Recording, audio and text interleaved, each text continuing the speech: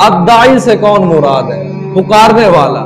اللہ رب العزت نے اس پکارنے والے میں نہ کسی کافر کو منع کیا ہے، نہ کسی مسلمان کو الگ کیا ہے، نہ کسی عالم کو فضیلت بخشی ہے، نہ کسی نبی کو فضیلت بخشی ہے، بلکہ عام رکھا ہے کہ جو بھی شخص ہوگا، مسلمان ہوگا، کافر ہوگا، مولوی ہوگا، گنہگار ہوگا، شرابی ہوگا، زانی ہوگا، جو بھی مجھے پکارے گا، جو بھی میرے سامنے آ کے ہاتھ جوڑے گا، میں ضرور اس کی دعا کا جواب دوں گا۔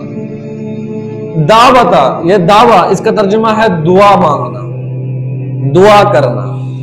یہاں تائے مدورہ جو ایک زندگی میں صرف ایک بار کام کیا جائے اسے تائے مدورہ کے ساتھ منسوب کیا جاتا ہے۔